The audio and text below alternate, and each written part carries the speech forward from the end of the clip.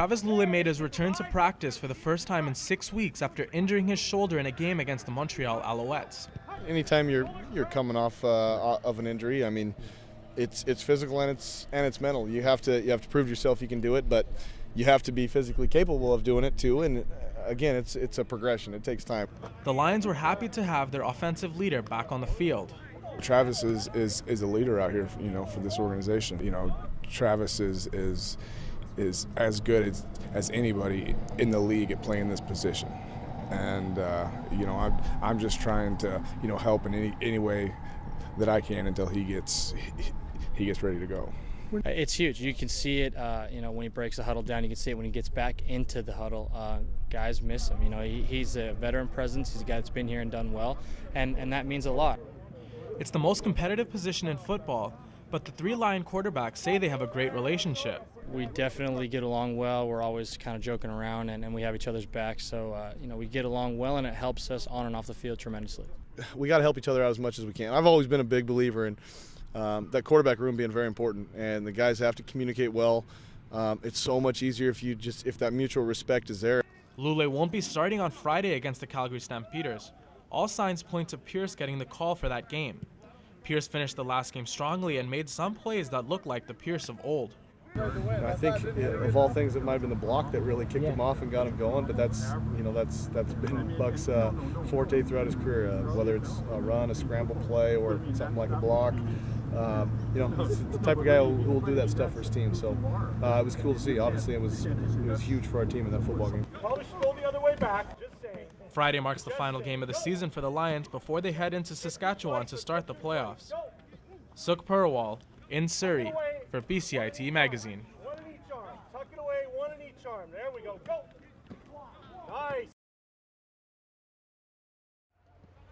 It was a soggy practice out at UBC Tuesday as the Vancouver Whitecaps are getting set to play their final 3 preseason games before the regular season gets underway March 8th. The Whitecaps' first draft pick in 2011, Omar Salgado, has been out of the lineup a lot the last few seasons thanks to injuries, but comes into camp this year healthy. It's been a year and a half really, so obviously just still trying to get back into the rhythm of the game and game speed. Heading into the 2014 season, Salgado has high expectations for himself. Yeah, obviously I want to start. That's my goal. I want to start on March 8th. I haven't started ever on the first game, so I'm pushing for that. Hopefully, in Portland, those 3 games can get me that spot. Coach Carl Robinson knows that the 20-year-old American forward is one of the guys on his team who can make a big impact. But being one of the younger players on the team, Robinson is making sure to keep a level head on Salgado's shoulders. Omar's got to realise his expectations as well. He's been out for 18 months, so it's a very difficult time for Omar, but he's only young. So I won't rush Omar back because he's had serious injuries. So I'll look after him. Obviously, I'll manage his expectations as well. He's seen his quality, and if he gets his head right, which I think he will, and I'll make sure he is, then he'll be a big piece.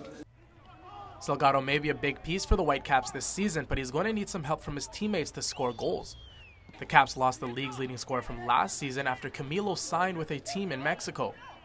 Obviously, there's 22 goals that we have to make up for, so we're going to have to do it in between all of us, and I feel the pressure to do it. Not only is there pressure on the young American to score some goals, there's just as much pressure on him to make the team. There are a lot of young players on the team that are going to be pushing Salgado for a roster spot. Sukh Purewal in Vancouver for BCIT Magazine.